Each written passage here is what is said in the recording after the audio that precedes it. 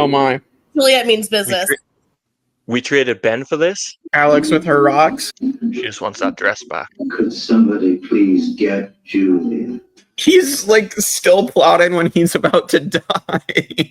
She's not supposed to be here. Is that the guy from Always Sunny in Philadelphia? You're not interested. Why are you concerned? He actually got hit by a bus. Jeez. Hey everybody, welcome back to the Tribe of Nerds. Michael, Kristen, Kevin, and I are back for more Lost Season 3, Episode 7, Not in Portland. So this is a very interesting episode to talk about. Turns out they're not in Portland. Yeah, the title wasn't a lie. It is not in Portland. I do have to say, I was very excited for Jake for you to see this episode. This is probably one of my favorite episodes because it kind of gives us an insight. This is even a fun fact that I had, so I'll just throw it out there early, that this was the very first other-centric episode that we get. And so it kind of leads us into, but then like at this point, I kind of forgot that Juliet was another. Like, I don't know if you guys are feeling this way too, but we're spending so much time with these others that they're kind of turning into our people now. Right. I was really excited for you to see this episode. Yeah. Ben's still another. She's another to me. Just as you like her. No, but like, doesn't it feel that way that because we have very rarely seen our people? Yeah. This season is definitely about the others so far, and like I like that. I mean, we're finally getting a deep dive in. Yeah, we're getting some answers. Right. That's what I meant. There was so many reveals in this episode. Like a lot of reveals. Yes. Yeah. Most definitely. So there's not too many fun facts, and the numbers that are I'm just bringing them up now. I was so excited. We made this joke like a while ago, but I'm over the numbers, but I'm going to bring them up anyway. The research lab that Juliet works at is A4. And I mean, this one was a pretty obvious one. Jake, did you happen to see what room Carl was locked in? I actually did not. I wasn't paying attention to that. Okay, Well, Jake, take a guess. It's got to be one of a couple numbers. 4. Wrong. 23. Oh, 23. I had so much faith in you, Jake. That one was like... I literally did not... I literally wasn't paying attention to that. So. Oh, yeah. Anyway, then the other one that was seen, but like for a split second, was when they focus in on Ben's heart rate. We see 108 is when it's dropping, so it drops to goes up to 108. Can I do an impression of Kristen doing the numbers in season 6, like episode 10? And we're like, there was a 4 on the door when I think there was a 23 Listen, too. I don't really care. Part of my like less enthusiasm is like you guys are not as excited anymore either. So I'm less excited. If you guys are more excited, I'd be more excited.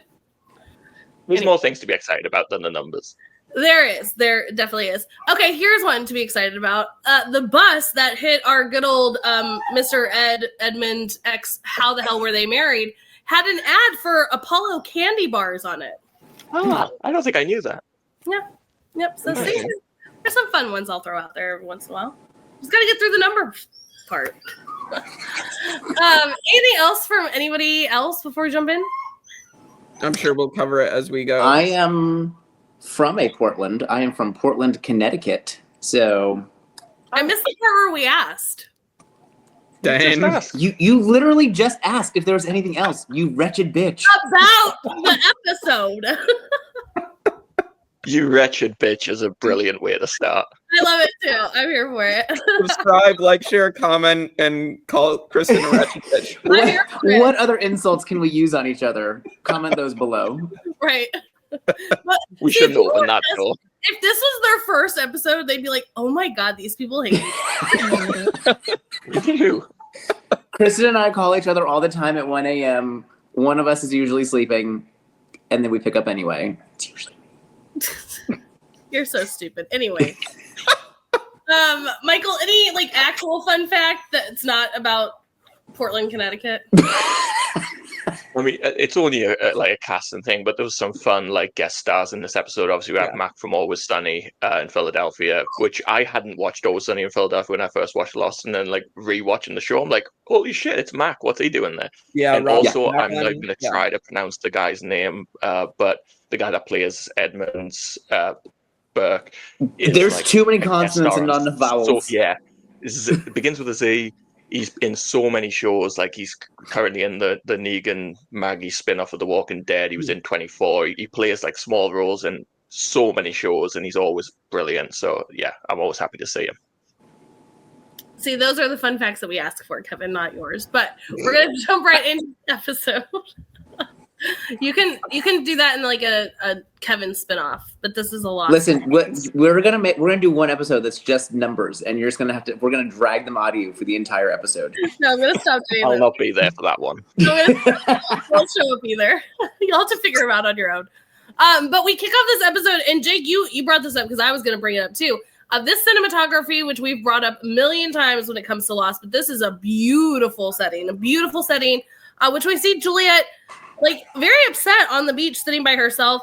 I love that Michael even brought this up too as we were watching it. It's one of those when you're watching it for Jake, I'm assuming you thought that this was on the island moment. Yeah. And they tricked us because no, she is walking down the hallway, randomly passes Ethan. We're like, wait a minute, he's been gone. What's happening here? And then she walks into this room and she sees this sick woman. So you're like, okay, maybe is this a flashback, but they're still on the island. What's actually happening here?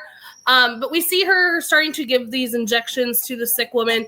And she brings up that she's not just doing this as her doctor. She's doing it as her sister. So this is her sister.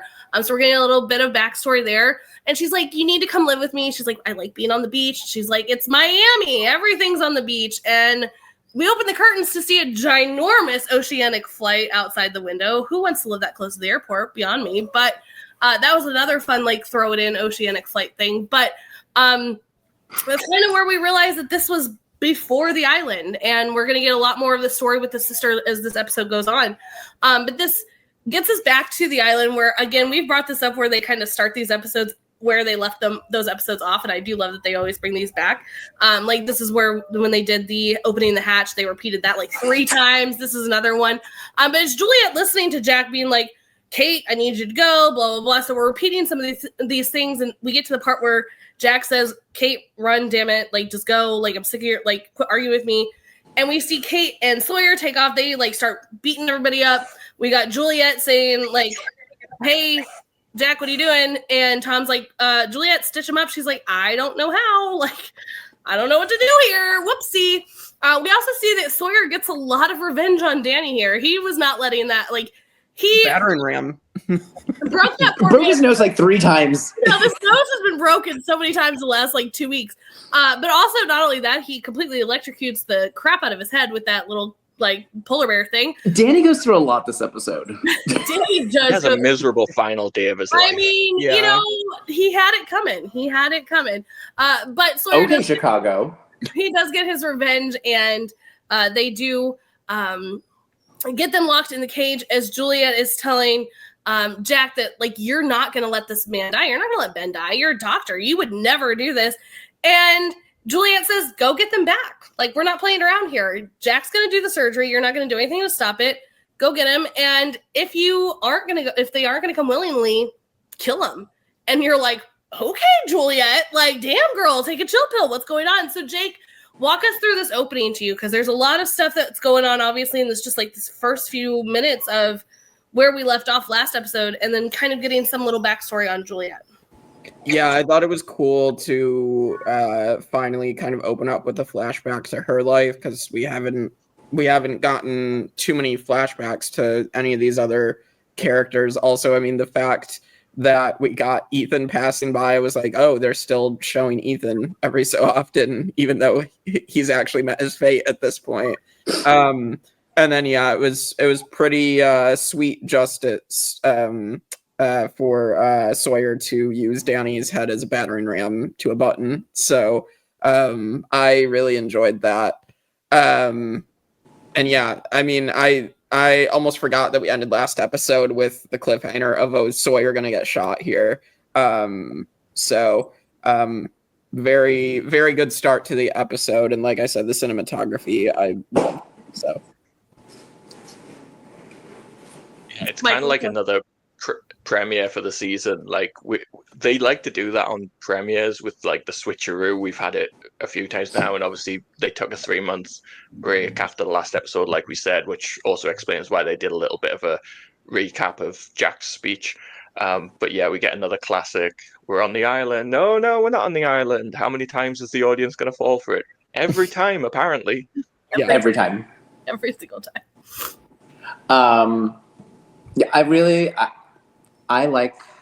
Who doesn't like Juliet as a character? Because what is Juliet doing? Is Juliet trying to kill Ben? Is she not trying to kill Ben? What's happening? What is she doing? What's her plan? What's her scheme? And I like watching it unfold where she's like, because we know she had you just go ahead and slip and kill him and see what happens. I mean, maybe no one catches you. But like, now it's not going her way. So she's like, kill Kate and Sawyer if you need to. I don't care. And you're like, Juliet, no, you're supposed to be on our side. So I just think it's very fun.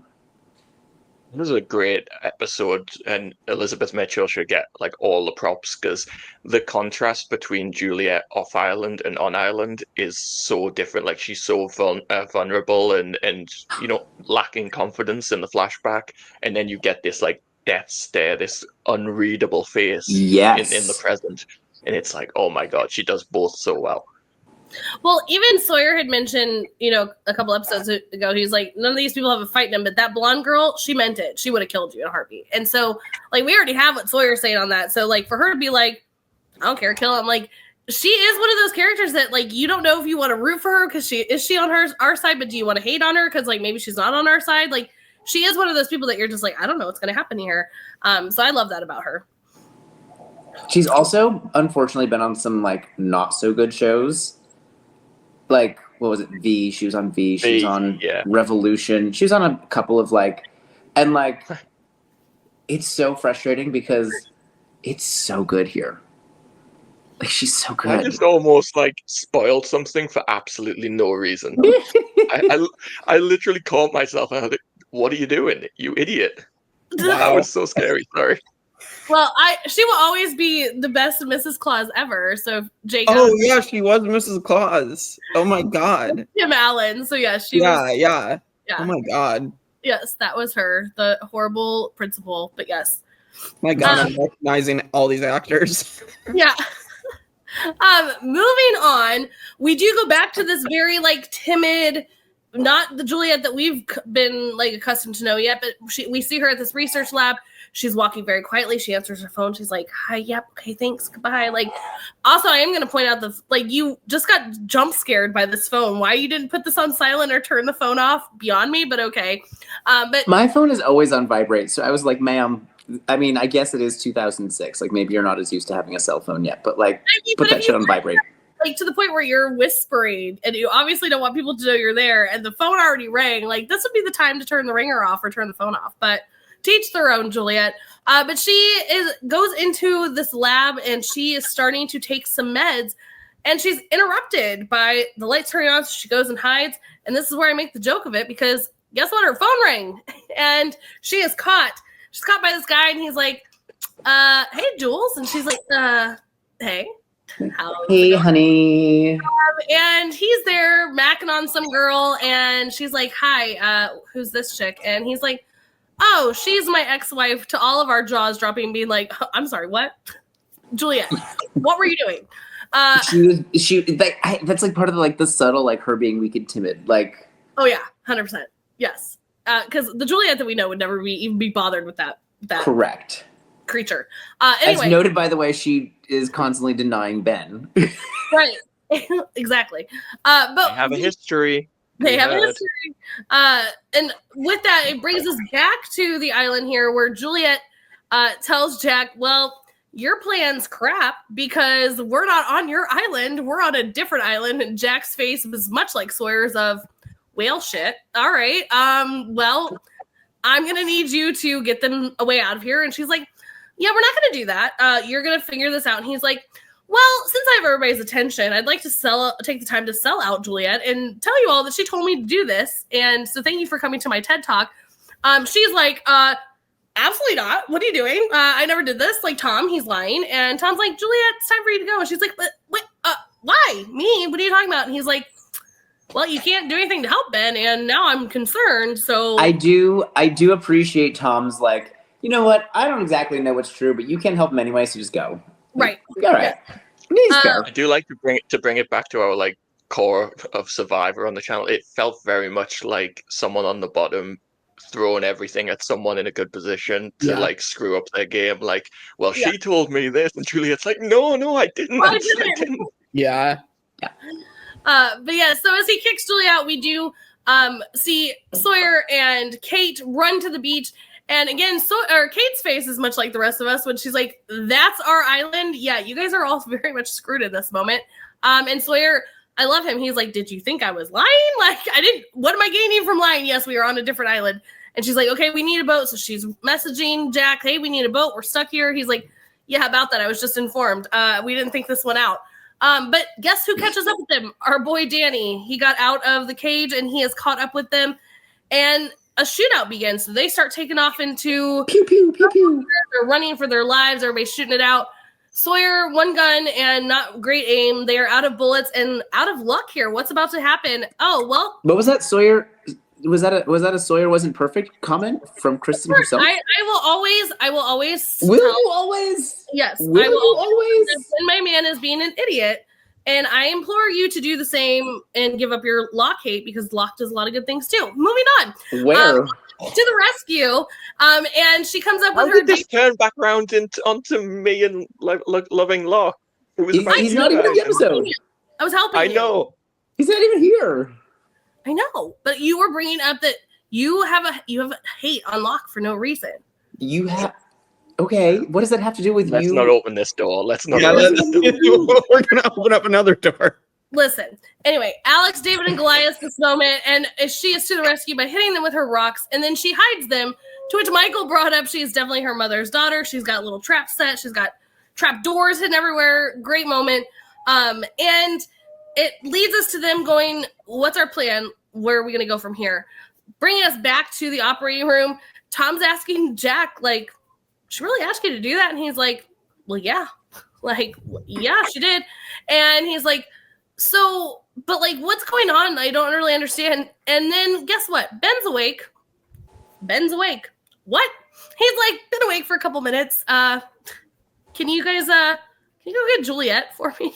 So I'm going to stop it here because Jake, I mean, first of all, Ben's awake, like in the middle of surgery. It's crazy. It's crazy town. He's planning and plotting all these things already, but walk us through, like, I mean, more so the stuff that's happening on the island versus our lab moment. But were you shocked that Juliet was married to that man? And two, walk us through Ben being awake. Yeah, it's like the thing of like this pretty woman is married to this like vulture. I don't know. He reminds me of Michael Keaton's Vulture, basically. Don't insult Michael Keaton like that. Yeah, that's true. I shouldn't insult Michael Keaton, but a significantly older man, I think, is the takeaway. Yeah. But it just reminded me of that. But just she shouldn't be married to that. So it is funny. And then I got a chuckle out of like the girl that he's smacking on has now been hired as the new research assistant. He's doing some research, but what are they researching? Obviously her body, but yeah. And then the whole thing of can Juliet now be trusted because now she's been caught in this, and Jack exposing her is definitely crazy. And like, I don't know, I was just like, wow, that, like Michael said, this is like a Survivor moment. And then the Alex coming to the rescue. I love that, again, we've had this set up for since the beginning of the season, that Alex is coming in with rocks, and whenever she feels like it, interrupting things. And I love that we've had all this great setup already, and we're getting the payoff pretty quickly. So I love that she doesn't even know her mother, but she's more similar to her than she could ever know. It's weirdly sweet because it's just a hole in the ground, but like it's really sweet that they have that in common without even knowing each other. I think that's do your point, Michael. It's like brilliant, like futuristic writing of like they could build so much with this. Are we going to get this build up? Are they ever going to meet? Are they? But like, let's maybe somewhat write it in, because if we maybe bring these characters together, or if we don't, then at least the audience can always still tie them together. Like, I think this is beautiful writing on the writer's part to be like, let's just like randomly throw it in there that if we ever decide to do something with it, we can. But if we don't do anything with it, then oh well, like at least it was there. So I love that you brought that up, because I think it's a really cool part. Yeah, it's so sweet. And on Ben in this section, like he's like a supervillain. The fact that he's like Hannibal Lecter or some shit. He's on the operating table, and the like raspy voice, he's not quite with it, but he's still just come out of anesthesia, and he's still plotting, and he's still got wherewithal. He knows what's going on, and he's still, being ahead of everyone. It's crazy. When he wakes up, it's like when you first hear his voice, it's like, oh shit, On his Ben's deathbed. awake.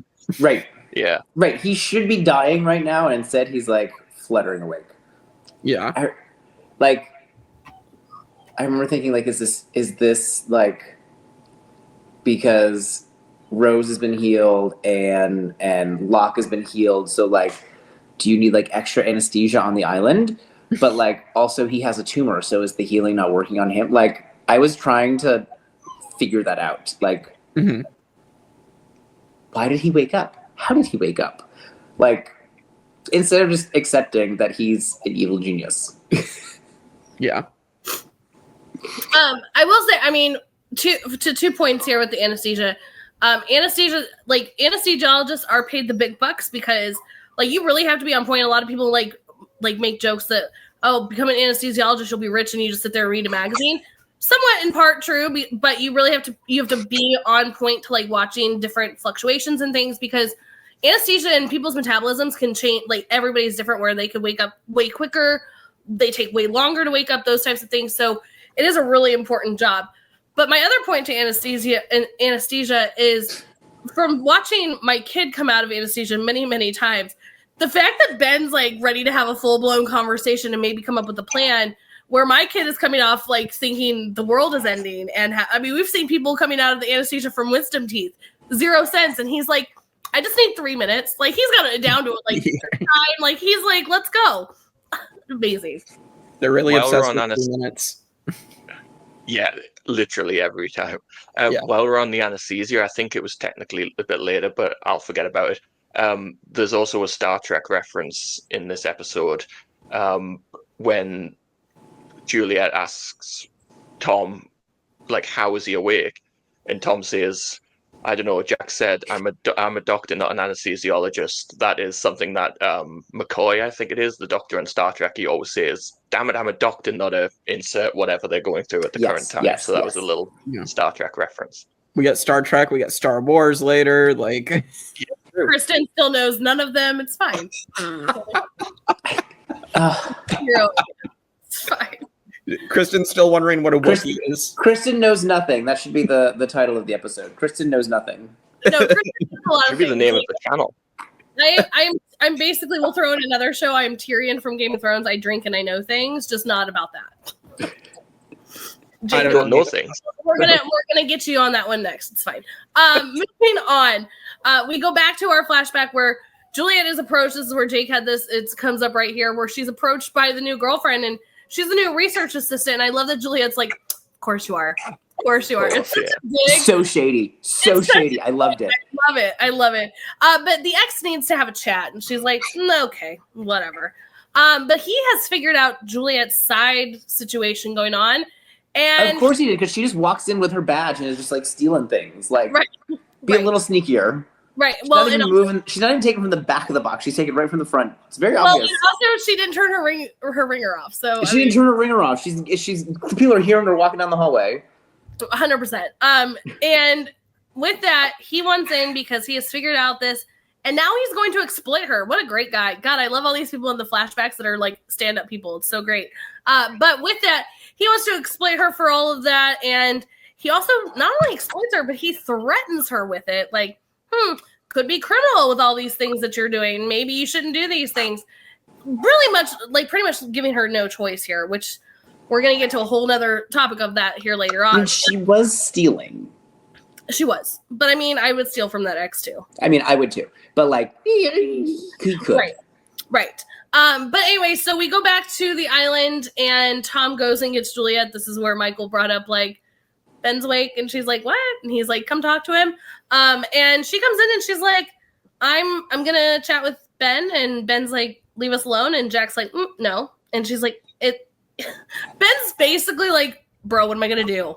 Like, my back is open and I'm like half loopy from anesthesia. So while they're having their chat, we do have Alex trying to come up with a plan, but we have to get Carl first. I also love that instantly Sawyer was like, is your boyfriend named Carl? Like, he already knew. She's like, there's this guy. And he's like, shit, this guy. Yeah, I'm aware of this guy. Let's go get this idiot. And so she's like, but you can have my boat afterwards. And even like with this Juliet and Ben chat, we have Jack that is chatting with Ben as well. And he's trying to figure out, he's like, guess I should have seen this coming. Well, probably, Ben. Probably. You definitely should have maybe thought about this. You guys have tortured these people. You've done some things that you probably shouldn't have. So yeah, probably should have seen this one coming. I mean, he didn't have much of a choice. He was going to die regardless. He's got to go for it. He really didn't. But the fact that he even admits to it himself. He's like, I didn't see this one coming. And for Ben, that's like, that does show how desperate Ben was in that moment, because obviously Ben is a very critical thinker. So can we just point out that that's twice now that Jack's got the better of Ben while Sawyer is at 0, was it? Hey, I've brought up that Sawyer has some flaws, but at least he's hot while he does them. What? With that being said... You say it like Jack is not. Yeah, the handsome man. When you're next to Sawyer, it's really hard. Like, if he was by himself or next to Ben, then yeah, he's got the leg up. But he was next to Ben. With that, Juliet and Ben are chatting where Tom and Jack are looking down. I'm waiting for Jack to like start like reading lips and being like, what did she say here? But we don't really see much, but we do see Juliet get a little emotional. And that's when Tom goes, well, they've got history. And I feel like, what history? But she walks out and she's like, hey, I'm going to need you to go finish the surgery. And he's like, and why the hell would I do that? She's like, because I'm going to help your friends escape. But I'm going to need you. It might take some time. I am going to go do it. But I need you to go in there and work on Ben. Because, like, let's fix the wrong that I didn't do.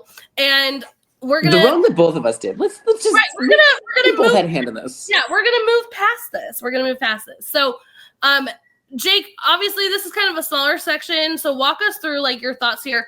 What do you think the history with Ben and Juliet could be? That's where I want to go right away before we move on with anything else. Oh, I'm not entirely sure with this one. Clearly, he obviously had an interest in her to send Ethan and the other guy over to like off to get her to come to their little island. So I would assume that's where the interest started, and then I don't know. I feel like I don't know if I don't think it's like a love interest type thing, obviously, but I do think it's definitely like he wanted to use her for some purpose, and now maybe I feel like that purpose is now starting to unravel. So that's kind of my thoughts on that. I feel like everybody is being pulled and sent here for a purpose. Well, we've seen that her type is apparently older guy who's a bit of a dick, so Ben does fit right? the profile. We That know she's not above being in a relationship with somebody if she's maybe going to get something out of it. That's true. I mean, I know when I first watched this, that was like, and I think that's where, like, especially seeing her ex-husband, but I never felt like, especially with how they treat each other, I never, when I'm watching this for the first time, felt that this was like a romantic history. I felt like that there's something that, like, the way Tom says is like, there's something really deep here, and it's not like love interest. Like, I need to know the details here, but I think that was where they were maybe leading to, and if it is a romantic thing or if it's deeper, we're not going to tell you, Jake, so you're going to have to wait and find out. I Yeah, I love Ben in this section. Ben's not in this episode a great deal, but every scene he's in, he's so good. Like the whole thing where he's like one gentleman to another. It can't hurt. Give me 3 minutes, knowing I only have 28 left. Like, even on his deathbed, he's such a sarcastic little shit, and I love it. And the fact that he was unconscious, and he turns everything around to his benefit. He was gonna be killed. Juliet wanted him dead. Jack was trying to kill him, and now all of a sudden Juliet's gonna fix him, Jack's gonna fix him, and everything's fine for Ben. They get the tumor out of him. Ben, it's everything's coming up Millhouse.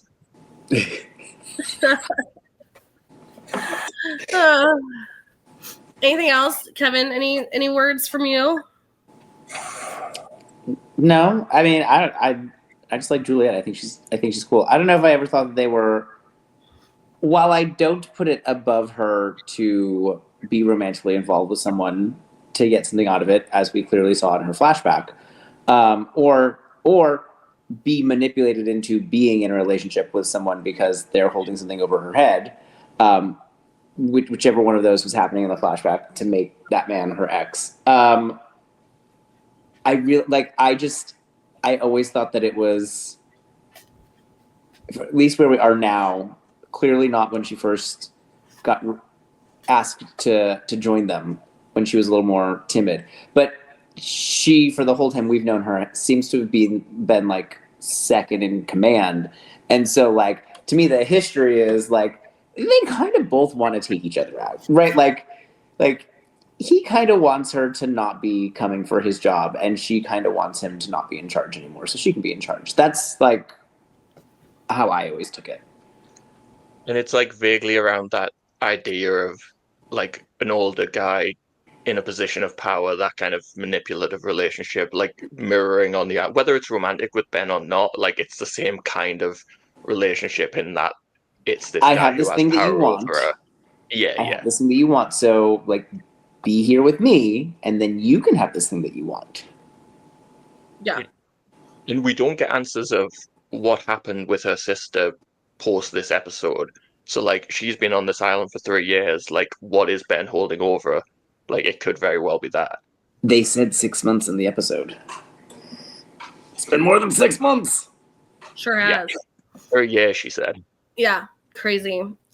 Well, bringing that back to the island and to our flashbacks here, we do have Juliet getting this pitch by a new person, Richard Alpert. He's sitting here going through. I love that he's like doing the pitch of like, they are actually this happy. Yeah, these stupid slides. Like, I'm so okay. Anyway, can we get to the real shit? And he's like, let me pull this up for you, because I think even in this moment, he's like, who sent me here to do this pitch? These are the stupidest slides I've ever seen. Let's get to the real stuff. And so she immediately gets excited. She goes over and studies it. She's like, hey, this would be some like 70-year-old woman. He's like, nope, 27-year-old woman. She's like, wait, what? And he's like, what if I told you could have everything, all the money, all the tools, all those things to study why this is happening? And we want you to lead a team of fertility. We want you to focus all on this. Like, we want you here. And she's like, no, I can't do it. I can't do it. My ex won't allow it. It's not going to happen. He holds all this over my head. And he's like, certainly there's something we can do. And she's like, no, there's literally nothing. He's like, well, maybe we could reach out to him. Like, what would it take? And she's like, for him to be hit by a bus. That's the only way it's going to happen. He, like, will never let it happen. I'm a mess. You don't want me. It's time to go. Like, so sorry. And she leaves this interview. To which we get Juliet walking, not so much her timid, crying self that we have, but she's walking with full force down to the camera. She's going to find where Alex and Sawyer and Kate are, and she finds them. I do love that she didn't know Alex was with them at this point, and she gets through to the camera, and she sees Alex, and she's like, oh, hell. Like, she's like, son of a bitch. Like, I didn't realize we were doing this today. But we do get back to Alex and Kate and Sawyer. They come up to this building, and I love how Alex is like, I mean, he's got to be in here, right? And Sawyer's like, what do you mean you don't know? Why are we over here? And she's like, I haven't looked. Well, there could be other places. Maybe the dude's dead. Like, you didn't think about this. It has to be this building. But they have to come up with a plan. I do love that Kate's like, I have a plan, and Sawyer's like, of course you do. But with that, they have the fake prisoner gag where Alex is like, I caught these people running in the jungle, And he's like, well, no, like they're not supposed to be here. You're not supposed to be here. I also do love that Sawyer makes fun of this guy's name, which is Aldo. He's like, I'm like, Sawyer, you've been coming up with the like most bullshit of nicknames throughout this entire series, and you're concerned about Aldo, but okay. And so they do show up, and of course, Aldo's got some questions here. He's like, wait, you're not supposed to be here. They're not supposed to be here. What's happening? Like, we need to talk to Ben. She's like, go ahead and call Ben. He told me to bring them here, which I don't think anybody was aware that Ben was going into surgery today. So he immediately calls and says, hey, Danny, I need to talk to Ben. I've got Alex here with the prisoners. And Danny's like, yeah, they're not supposed to Not right this second. Ben's in surgery, and Sawyer wastes no time by tackling this dude to the ground. And he's like, we need to know this, this, and this. And the guy's like, I'm not telling you anything. And Kate's like, shoot him in the knee. Shoot him in the knee. And he's like, what? Fun callback. And she's like, give me the gun. I don't have time for this. Like, she is so over this shit. She is done over this shit. And so then he's like, he's down the hall. Like, go get the stupid kid that, like, I'm not losing my leg over. Like, go take Carl back. But they do find Carl in a room that is very loud, very brainwashy. This is weird. And I'm definitely coming straight to you, Jake, here. 1 second after I bring up that Juliet does catch up with them after they have freed Carl and they have taken off. Danny gets there. Juliet catches up and she's like, well, we're letting them go. And Danny's like, no, we're not. And she's like, yeah, Ben just told me. He's like, Ben's in surgery. Where are you guys all talking about Ben talking? Because I was just there and he was passed out. And takes off. And Juliet's like, oh, shit. Again, not going to be as easy as I thought, but here we go. So, Jake, I'm stopping it right there. I need to come to you because, first of all, I need to know what your thoughts are on this brainwashing. And we need to discuss all of these things. So, go. Yeah, I was very curious. I mean, you have him in a chair being forced to stare at the screen with all these messages, these like brainwashy type messages, this propaganda. And I'm very curious. I did notice the name Jacob come up again, which we have heard.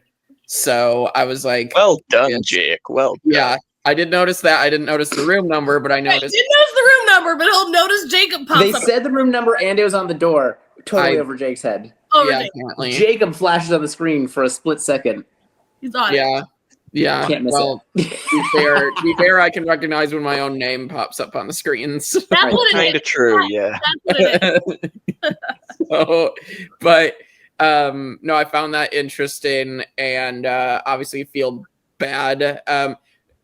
But I mean, usually when they do, and I didn't know if we'd ever see his character again, but usually when they do name a character, usually, you know, they'll keep them around until you see them die. So like, even if they're like a minor character. So I once he was shown, I'm like, okay, that makes sense that they wouldn't just randomly kill this guy off if they've kind of given him a name. Not always. I mean, obviously, I don't know that we're actually going to see like Aldo again at this point, but I don't know. But he saved his leg. He's fine. that is true. That is true. But I don't know that Rob McElhenney decided to become like be on the show any more than one episode. So Lost is all about Aldo. It's Aldo's story. We're just living in it. Yeah, that's the big twist of season 4. Right. Good. I mean, you also have to bring this point up because he's not the first person that we've seen that is like we're like kind of just a one or two time character that's been a bigger name. Right. I honestly think that a lot of these people were like, this show is getting huge, and I want to be a guest star on it. I just want to show up for one episode, like to say that I did Lost, like I was right. I mean, we just had Nathan Fillion in the last episode. Nathan Fillion, yeah, 2 back-to-back, yeah. Yeah, so I think that's definitely a possibility that they were just like, Lost is huge and I want to be a part of it. So put me on an episode. I don't care. Yeah, for sure. I'm sure Kevin and I are both going to talk very highly about the same thing. This is fantastic from Kate. I love how no bullshit Kate is in this moment. And like even afterwards when Sawyer's like, I really thought you were going to shoot that kid. I wasn't conning. I was going to shoot him. We haven't got time for this shit. Like, Kate is great, and I won't hear anything else. Yeah, I agree. Kate is, like, and it works, right? It works right away. they're all saying like, what do we do? He And looks she's like, shoot him in the terrifying. knee. And then when they're like, I'm not gonna, she takes the gun and it works. And they get the information they need right away. Like, good. The plan works well enough to get them up to him so that they can attack it. Like, I don't understand the Kate hate because I think Kate is great.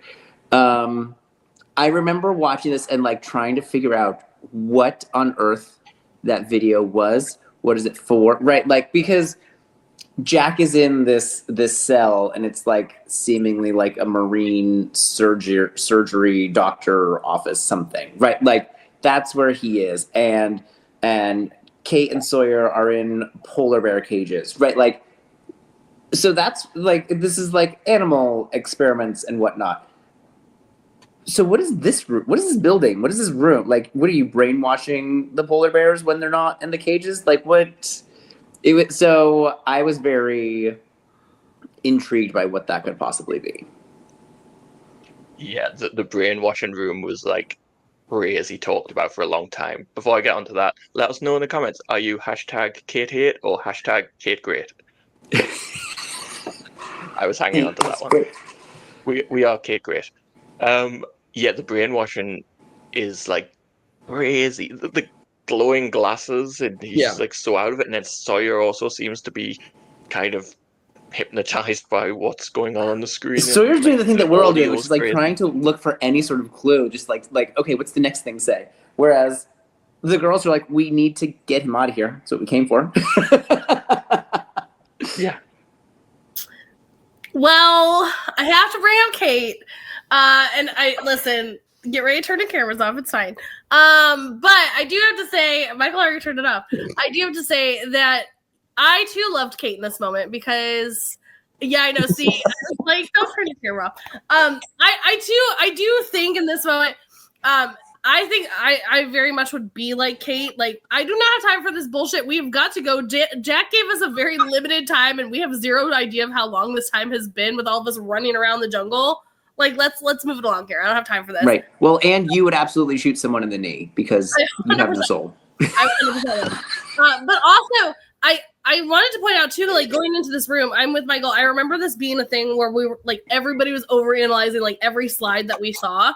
But even like we see like Alex immediately, well, first like she kind of goes in and is like, what's happening? But like she immediately goes to Carl and starts like unhooking the IV. We have Kate even for a minute going like, what is this? Like she's even trying to like figure this out at first too, but then she's like, oh yeah, shit, there's a kid here. I guess we were supposed to help him. Like, but and then you see Sawyer doing the exact thing that Michael's talking about, like he's really like honing in too, to which it's like, I love the idea of like we could figure maybe something out or what these people are doing here, but now you're starting to get warped in the brain of what this exactly is trying to do against you, to which it takes Kate a minute to be like, hello, I'm over here talking, dummy. You can't even hear her. You hear like the outline of her voice being like, hey. Right. Hey. Right. And all you hear is like. So it's one of those things I remember like being on the phone with my friend for hours being like, but it said this on this part, but then it said this, and but what about those glasses, and what about this light, and what about this song? And like it was insane to even try and like break this down. It was one of those that just was insane to me. I just thought it was crazy. Anything else before we move on? Hashtag Kate great. I'm so glad you're on the train. Yeah, I'm Team Kate as well. So. Right. This is all aboard the Kate is great train today. Listen, this will be the shortest train ride I've ever taken in my life. It's fine. With that, we're going back to the flashbacks here, where we have Juliet show back up at home. She has just turned down this great, amazing opportunity for her. She's very sad. Her sister's like, oh my God, how'd it go? Like, she's obviously moved in because we're in a very different spot than where we were before, because this seems like a very luxurious apartment. And she's like, it's fine. I didn't want to do it anyway. Like, it's totally good. And it's fine. I just didn't even, it's like not even a good fit. Like, I don't even want it. The research didn't work. And her sister's like, bitch, yes, it did. I'm knocked up. And so now we've kind of starting to get this theory of the fertility of like what she's doing. Obviously, chemo wreaks havoc on a woman's body. A lot of time when younger women are going through chemo, they will ask them if they want to freeze their eggs and things like that so that they can save them afterwards, because chemo is just horrible and it wreaks havoc. So for her to be able to get her sister pregnant in the midst of all that, that is something crazy to do. And so I immediately wanted to know who the boyfriend was. The boyfriend of Rachel? Right. Like, where is he? Where is he in the Needle. story? The Needle is the boyfriend. But yeah, so with that, obviously Juliet is so excited. Her sister is thrilled. Like, now she's like, I have to just get healthy. She's like, yeah, you're gonna get healthy. Like, this is great. This is awesome. Let me go tell my dick of an ex. What? Like, why is this the first thing that you want to go do? But to each their own, Juliet. But she goes and tells him to where he immediately acts the way that he does. Can we also take the time that he's literally having a meltdown with his mom on the phone? It's so perfect for his character. He's calling his mom like a bitch at one point. Like, yeah, it was great. It was like, I'm like, you were so this man child. Yes, 100%. But he basically tells Juliet that he's selling her out. He's going to go publish this. He's going to make everybody, like Rachel and all this, famous. And she's like, absolutely not. This is my sister. Like, what are you doing? And he's like, well, tough shit, because, like, I'm the head honcho. And as he says this, he is promptly hit by a bus. what is this? Mean Girl style, right? Final Destination, I was going to say. Final Destination, Mean Girls, Regina George. It has all of that written all over it. Sadly for Edmund, he did not Regina George this with a fun, like... He does not get to wear the halo to Homecoming. No halo for him. He is dead. He is dead. He dropped fucking dead, as did Terry in Final Destination. Yes. With that, after we're like, Jake, I also love your face in that moment. You're like, again, and for everybody that's watched our podcast, we get very subtle Jake reactions, and when we get full on Jake reactions, you know something good happened, because he's like, oh my God, yeah.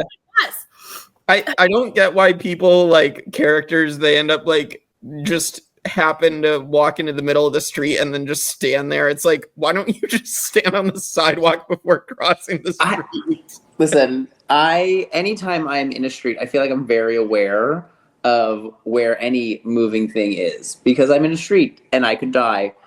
However, if you're a character in a TV show or a movie, you don't have that periphery, because it happens all the time.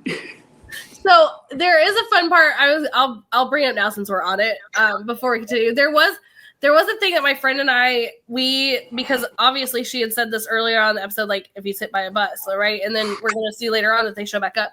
But I remember calling my friend after this, because there's a spot, and I actually just looked this up after we ended this episode, because I was like, oh my God, I never actually found out if this is true or not. So when they come out, you see the bus and it is completely stationary. And so I remember us going, oh, it was them. They're the ones that hit him, like, to get Juliet to come in. Because it's kind of where you're leading this is, like, is this just a coincidence, or did they actually do this? That was actually a blooper. That was a continuity error, that the bus was not, like, it was just there, but, like, it wasn't supposed to be a thing where people were like... We weren't supposed to see it. Right. It wasn't supposed to be a thing where people were like, it was them. The bus was stopped, and then they waited for him to go in the street. No, not a thing. Not a thing. That's hilarious. Wow. So, yeah. So again, completely open to your interpretation. I think a lot of us losties do think that was a planned situation.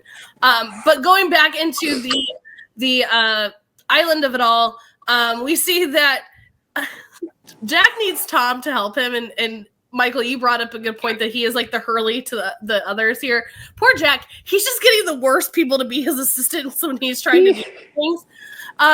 But we clearly see Tom struggling, and Jack is just such an ass. He's like, oh, I guess I shouldn't show you this. And he's like flinging this. That is so funny. Such an ass. So funny.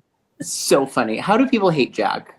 It's hilarious. I've said season 3 Jack so far has just been the best Jack, because he just does not give a shit. He's just fucking with these people.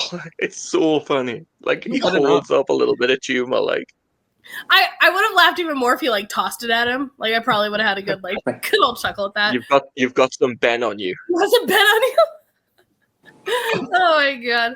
Anyway, but as he's joking around, he does actually nick an artery, to which Tom's like, didn't you already do that? He's like, this time I didn't do it on purpose. Like, I need your help. Let's go. And you know, this also is like you see in every like medical drama where they're like I think there's an episode of Grey's Anatomy where like Derek Shepherd's like doing some work on the brain, and he was like making a joke, and then like he almost messed it up, and he's like, guess I shouldn't be joking anymore. I think Probably shouldn't be joking in surgery, Doc. right, like let's not do these things when people's lives are at stake. But obviously, I don't think Jack cares about Ben at this point, so I don't think he really cares about that. He's doing it just because he's supposed to do it. He's not really trying. But we do get Alex and Sawyer and Kate and good old Carl to the boat. They're getting ready to launch it. They get Carl in the boat. They're getting ready to take off. And Carl, half out of it, says Danny, and Sawyer's like, no, Sawyer, like, we met for, like, a whole 2.2 seconds. How do you not remember my name? And he's like, no, dude, I could care less. Danny is right behind you. Danny has now caught up with them with a gun pointed at Sawyer. And Electrocuted, beat up, multiple times nose broken Danny has caught up to them. He has. Carl was obviously slowing them down. It was definitely Carl.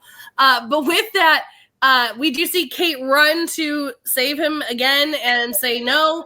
And then we hear Danny, and he turns, and there's our girl Juliet that shoots Danny out. Like, he is done for. Bye-bye, Danny. Like, in case you thought that maybe he could make it out of this, and this wasn't a lethal shot, she shoots him again. Yeah, she does. A couple times. Well, that's what Ben meant. Like, did Ben mean it to do that? I don't think so. Probably not, but, like, also, I do love it that this kind of brings back, like, when Sawyer was like, she wouldn't have even thought twice about it, she would have shot you. This is obviously, he is very truthful about Juliet because she didn't think twice. She just said, Danny. I love that she, like, wanted his attention. That's how sadistic Juliet is. She's like, let me get him staring at me as I kill him. Like, it's great. I like to think of, too, like, knowing what we know at the end of the episode, this is like, he's going to let her leave. That like, this is how badly she wants to leave. Right. Yeah. Well, and Danny went out the same way his wife did, so getting shot. So by people they didn't believe would actually shoot them. Yeah. Right, for sure.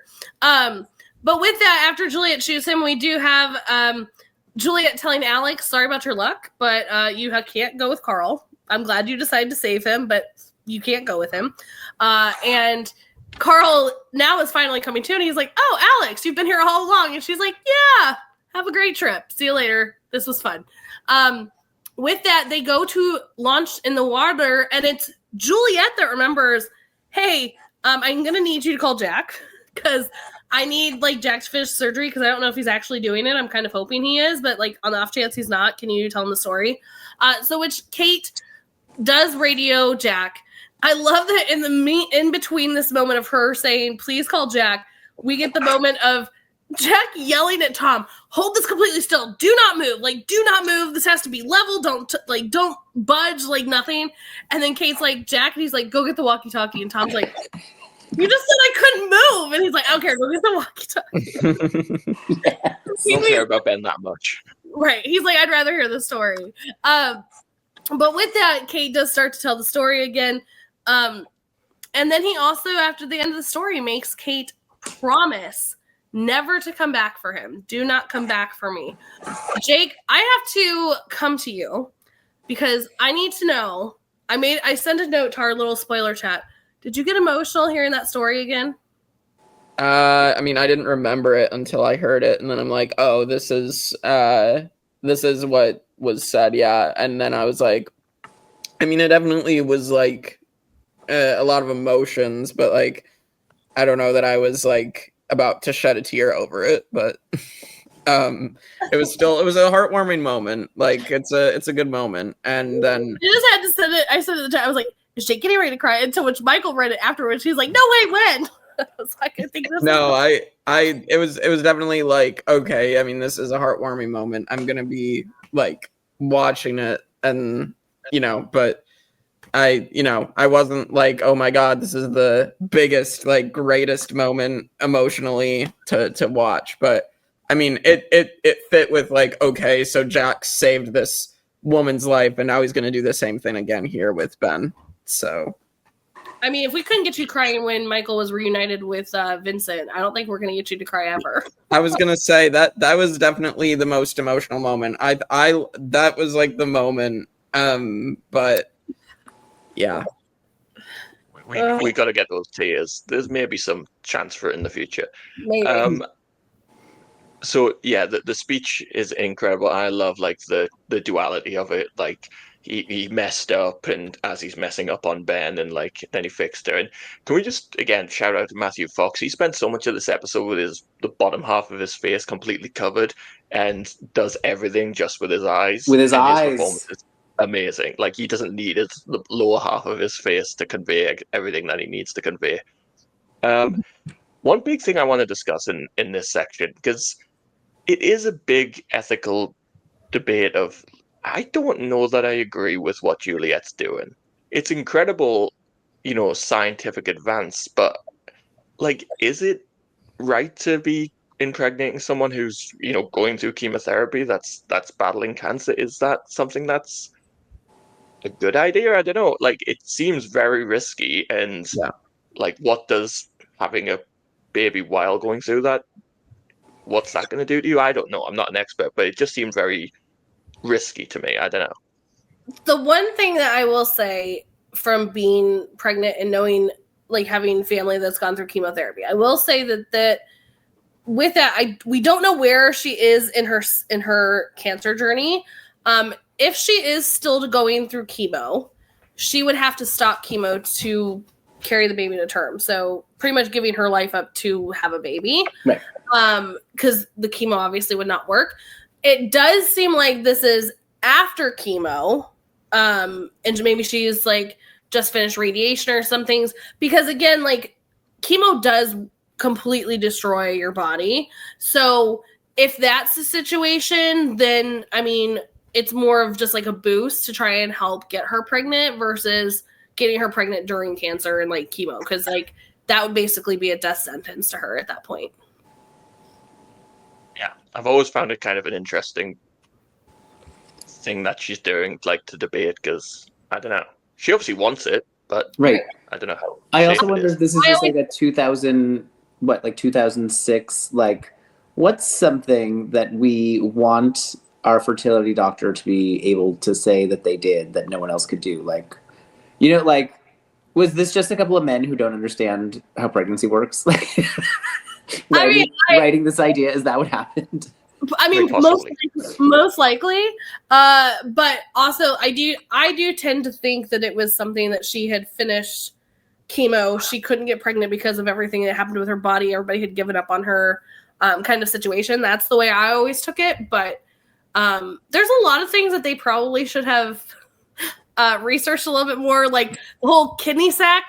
That wouldn't have caused any of that, and the hour timeline, not a thing. So, I mean, for the show, sure, but like actual medical stuff, no.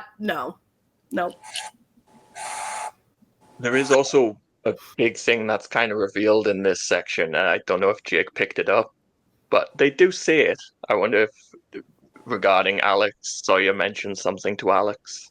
It was something about her father, right? Mm-hmm.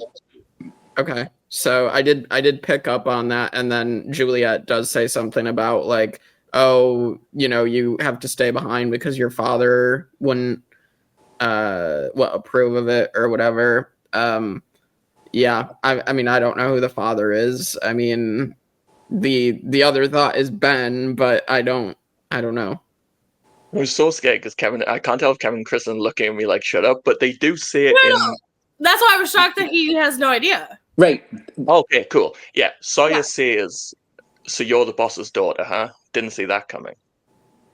Okay, so it is Ben. And Juliet does say he'll want to see you when he wakes up. See you when he wakes up, yeah. Okay, wow. Okay, so Rousseau and Ben, all right. The other thing that, like, I think is interesting about that is that, like we said, we didn't know Alex was with them, which means he didn't know Alex was with them, which means that wasn't part of the deal with Juliet. So, like, it's a very, like, this isn't part of the deal. Like, Alex, you know that you can't go. Like, he's not going to let that happen. Mm-hmm. Like, Carl, we could give a shit less about. Bye, Carl. Carl, it's probably best for your health, safety, and well-being to be away from your boyfriend's father, who is maniacal and very powerful. But Alex, we all know you're not allowed to leave. I don't need to ask him. You don't need to ask him. It's a no. I don't need to check. The fact that Ben is doing this stuff to his daughter's boyfriend, like psychotic behavior. He had him locked in a room, like brainwashing the kid. Right. Yeah. And before that, yeah, I'm locked in a cage. Right. Yeah. Like, insane. I guess he does not approve. Yeah, what did poor Carl do? Ugh. Who knows? All right, moving on from this section. Are we good? Yep. All right, cool. We do get to our last couple flashbacks here. We get Juliet, who is at the morgue, crying, which I don't know why all of us were a little shocked at why she's so upset here. I mean, he did die. She did say she wanted him hit by a bus, and he got hit by a bus. She's probably feeling a little guilty. A little Dramatic. guilty, maybe, yeah. I mean, but did she realize that at that point? I don't think so. I think she was just upset here. But we have a very quick, like, flashback island. So I'm just going to wrap it up for where we're at there. But we have her at the morgue very upset, to which we go back to the island where Jack has finished and she comes back to check in. And he wants to know what Ben said to her. And she goes back to the flashback where we have Ethan, of all people, showing up at the morgue, and you're like, I'm sorry, what? Where are you coming from? I mean, he's there to bring tissues, of course. Like, why else would he be there? Again, this is the weirdest Sweetheart Ethan. so weird. Yeah, Like, this is so weird. But we also get Richard showing back up, and Juliet's like, why are you here at the morgue? And he's like, we were about to get on the plane, but we wanted to see if you changed your mind. Like, I mean, so sorry about your, like, dead ex here, but, like, Maybe last minute change of heart now that he's dead, because we saw the news. We saw the news. Totally saw the news. And she's like, wait a minute.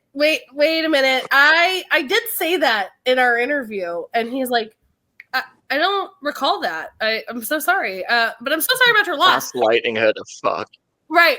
And so which she's like, I mean, I guess I could come, but like, I'm going to have to bring my sister. And they're like, yeah, about that. I don't think that that's the best spot for her because she's got to worry about her health. I don't think she'll get the correct care. She's like, it's Portland. Like, what are you talking? He's like, well, we're not exactly in Portland. It's like, maybe, you know, the outskirts a little bit or a lot of ways out. And then we get finally our last ending scene where Jack said, what did Ben say? And she said, I've been here for 3 years and I was told that I could go home. And so I want to go home. And that's how we end it here. So it seems like Juliet's been a prisoner too?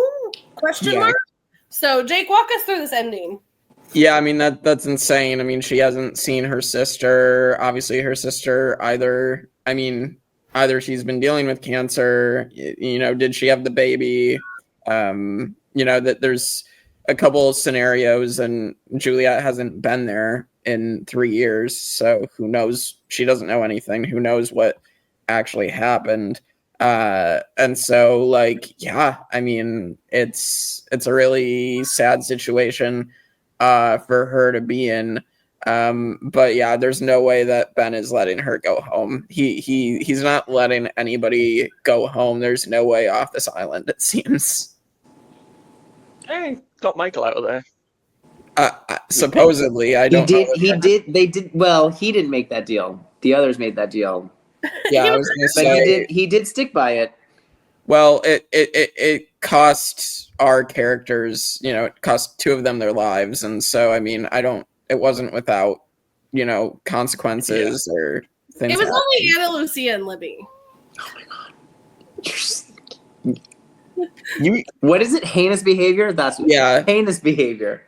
I'm surprised you're not happier considering Anna Lucia is the one who shot Shannon, or like She served her purpose, but then she had On sex. the one hand, she shot Shannon. On the other hand, she slept with Sawyer. So like, yeah. Right.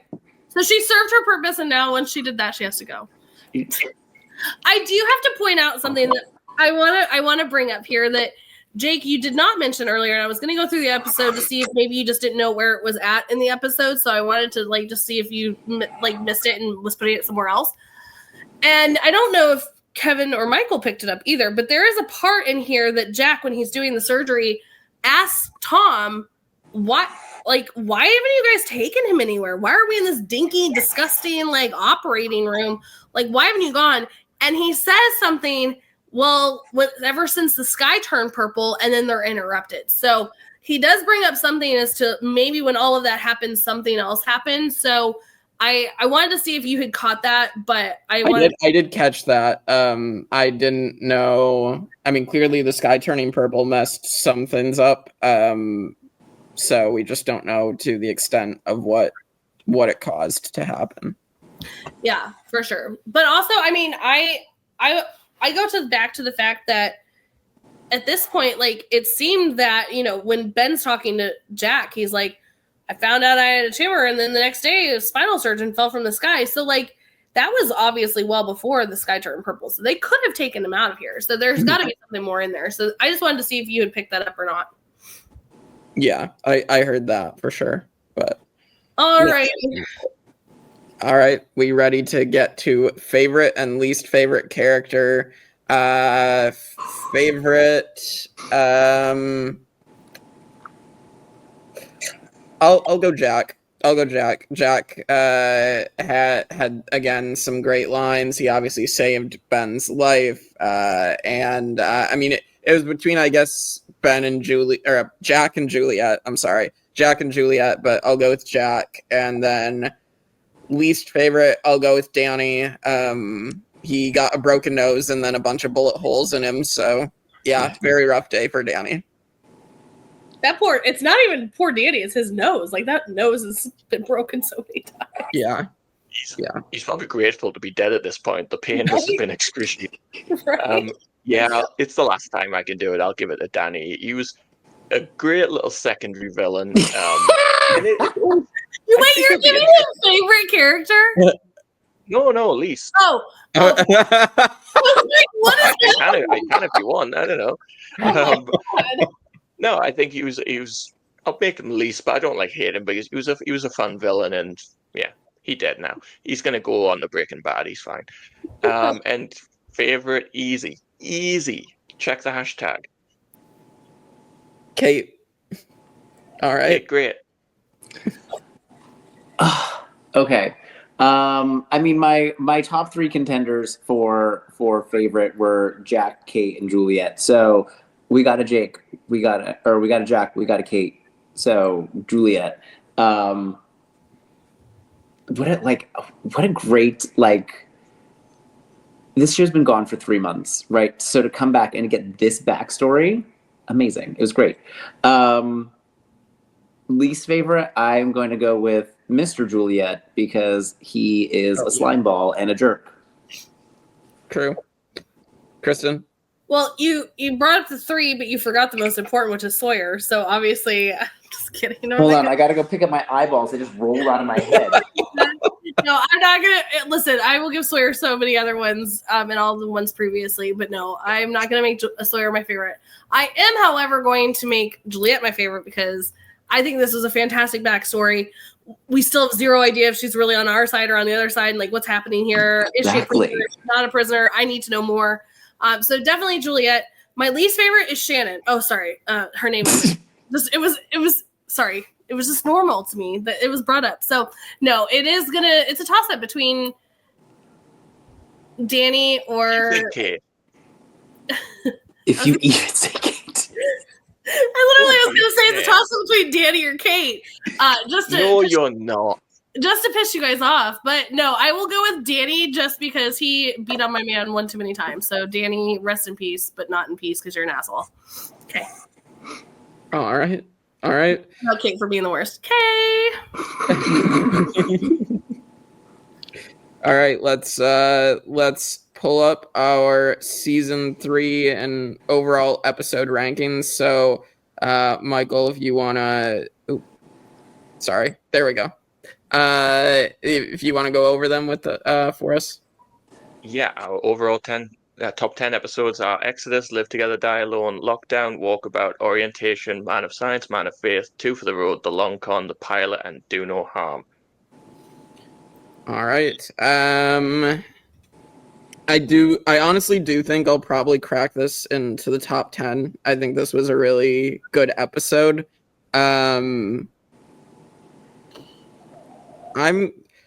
think I'll probably make it number 10. I'll put it over Do No Harm for me, but I don't know where you guys are gonna go with it. So for overall, but I love that Michael and my face almost at the exact same time were like, No, I just went, ooh, it's a great episode. You know, this top 10 has took over my life. It's like the bane of my existence. I hate looking at it because I'm just like, there's so many great season 3 episodes, but I'm now at the point where I just don't want to lose anything off it because they're all so good. no. And do you know what really freaks me out about the top 10?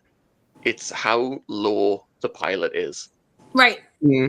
Like, so it's like, we can't lose the pilot. Like, 2 more episodes and the pilot's gone. How's the pilot not going to be in the top 10? I mean, honestly, it's way too late to do it. We definitely should have done a top 20, but whatever.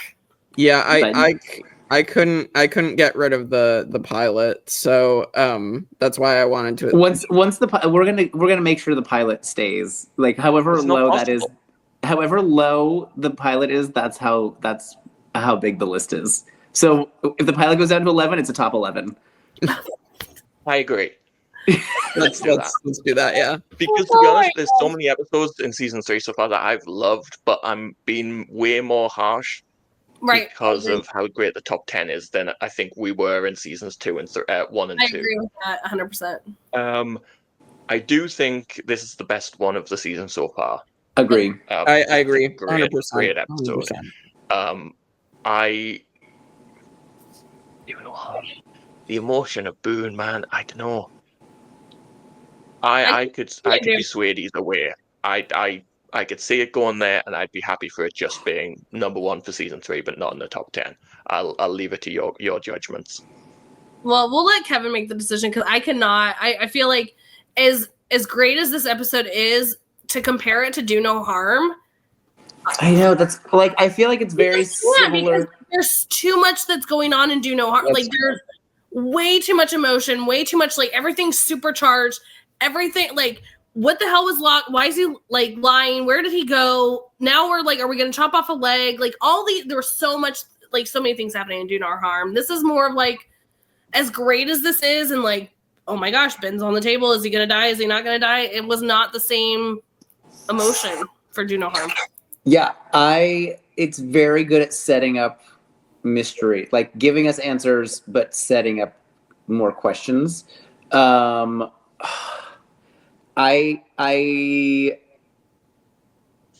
was just so invested in, like I said, during Do No Harm. It wasn't until he like doesn't chop off his leg using the door that like I'm finally like, okay, Jack, yeah, you can't save him, right? Like it was such an emotional journey, which I know was very late in that episode to come to that realization, but like I'm with Jack. I'm trying to find a way to save Boone. Even though I watched the show live in 2004, and I know it's not going to happen.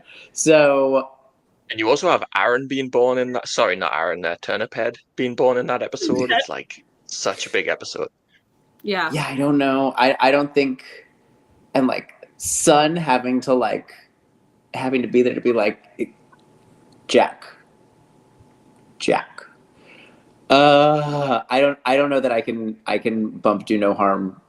Like as much as I think that this does mystery island wise, like it's up there with the pilot in terms of like setting things up and giving us questions and answers, or answers but now more questions.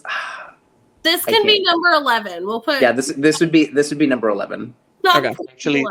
Actually, fuck it. It was only Boone. I'm putting it in the top 10. Oh my god. I cannot believe you just said that. I'm not. I think that'd be hilarious, but okay. But we're good with it being number 1 for season 3. Yes. Oh, 100%, yes. 100%. I mean, I'm still shocked that Further Instructions is not number 1, but oh my god, no. Even me being new to the show, I can realize that that's a terrible episode. So,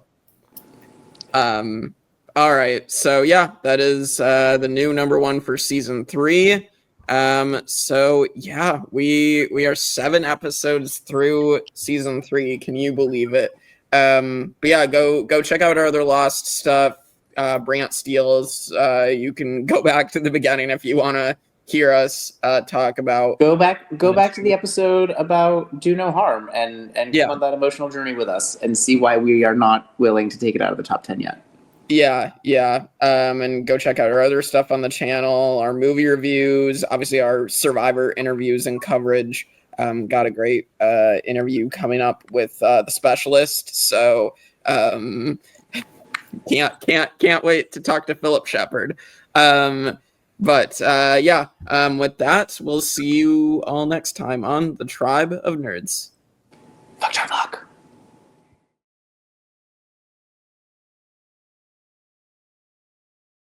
Hello, everyone. We are here for the Tribe of Nerds After Jake spoiler section of Lost. The secret section. Secret section. If you have not seen Lost its entirety, get out. Get out. We spoil everything. Go. Literally everything. Bye. So you've got to go. Like, comment, subscribe on your way out. Yeah, on your way out, like subscribe and like, and then just leave a little comment of like how unbearable Kristen is for not liking Kate for no reason. Absolutely not. I gave her props this episode. You guys can't hate on me right now. But we have, if you guys are still here, it's on you, but we're jumping in. So with that, huge thing, Richard Alpert is here. Yay! Guyliner himself. I love Richard.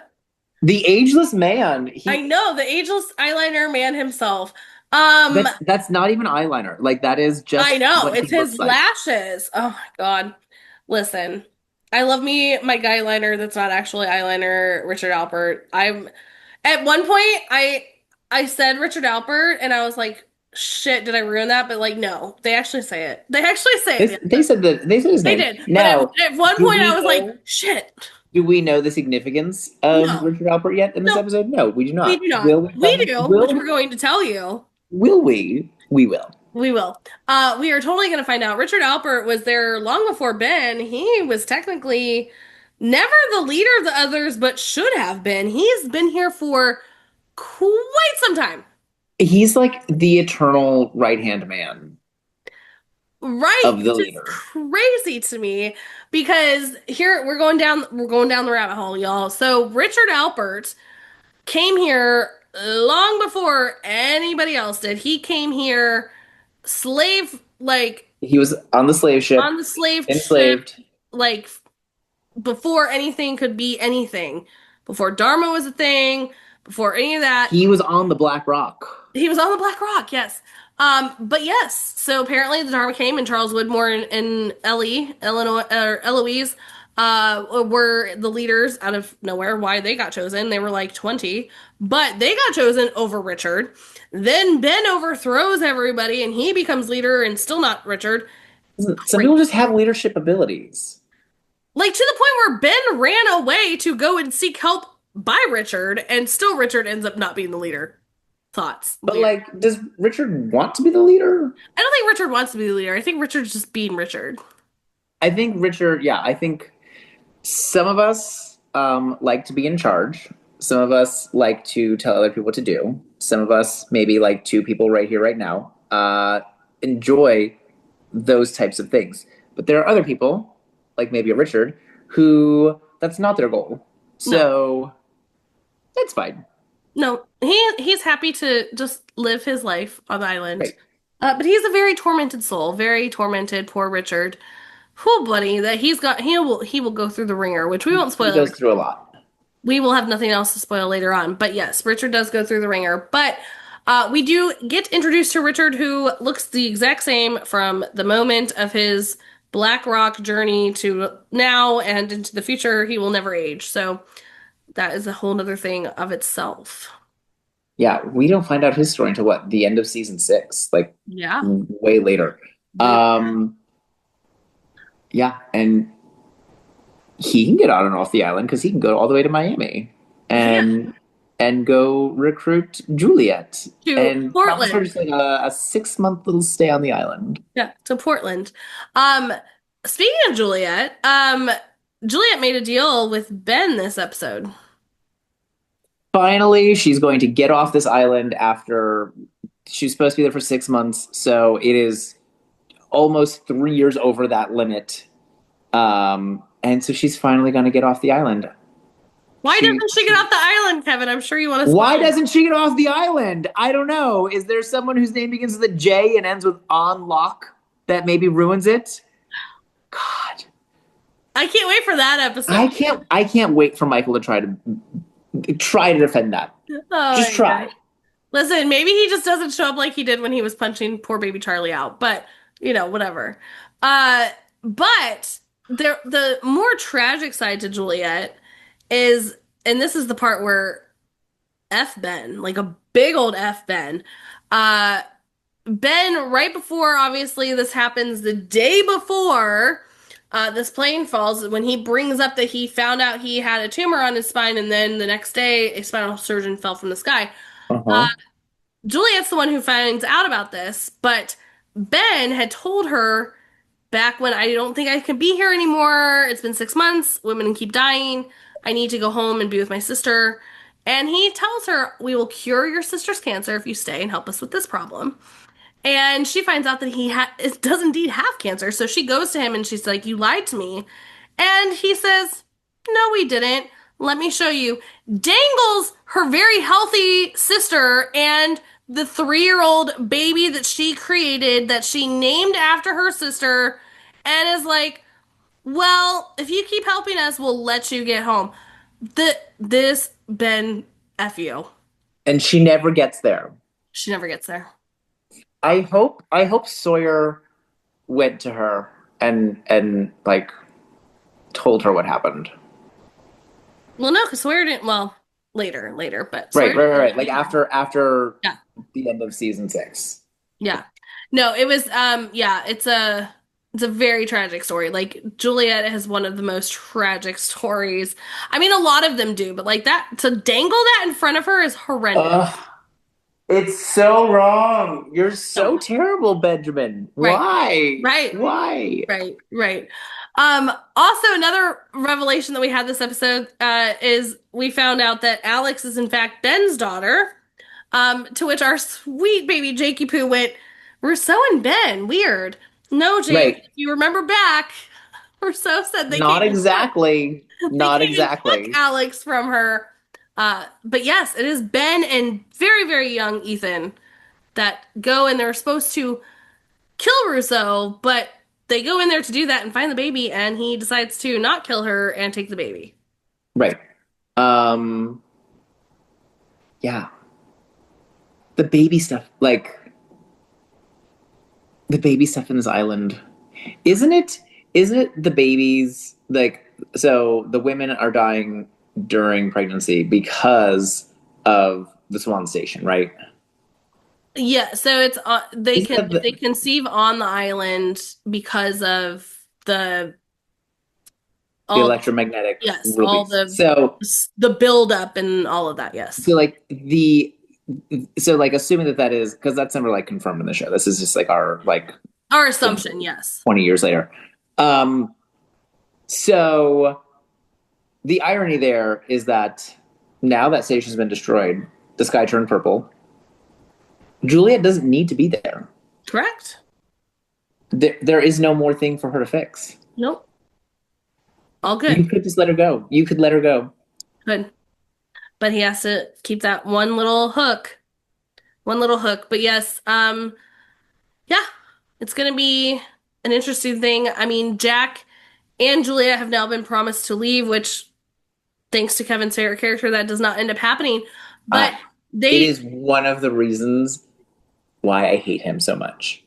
But they do have a moment where Jack appears to be an other for a moment. And we're going to get a lot of that. People, of course, Kate doesn't listen because Kate never listens. But because Kate's like, you have to come back. And he's like, Kate, they're watching me. Right, you idiot. Like, I told you not to come back. But yes, we are going to see that he's going to pretend to be an other. But then also, we're going to get Juliet coming back to our camp. So we have not seen the end of Juliet, and I'm really excited. So Juliet stays through all of season 4 to the end of season 5, and she is ripped away from us. Horrible. But has one of the best afterlife reveals, right? Yes. Cannot wait. But yes. Elizabeth Mitchell, amazing. Mrs. Claus. It's so, like I was saying in the it's so weird that like she's so good in this show and she like never gets to be this good again. Like I know. She's so good. She is good. Also, her in Once Upon a Time, love. Oh yeah, she was Elsa, right? No, she was not Elsa. She was Elsa's aunt. Whatever. Anyway, but that's all we've got for this episode of Not in Portland. So stay with us. We'll be back to spoil some more stuff next time. Like, comment, subscribe. Don't do a spoiler because Jake can't help himself and he will definitely read it. He will read it. And if you say like spoiler dot dot dot dot dot dot dot to like make it say see more, he won't click see more. But if you just say spoiler and then you start typing, he's just gonna keep reading. He can't stop himself. He can't stop himself. But also let us know how you're always on Team Kristen because I'm always so spot on everything. And Kevin and Michael are just so wrong about everything. Okay, and then come back from the Twilight Zone and tell us reality. Dead. Anyway, with that, we'll see you guys next time. Bye! Bye!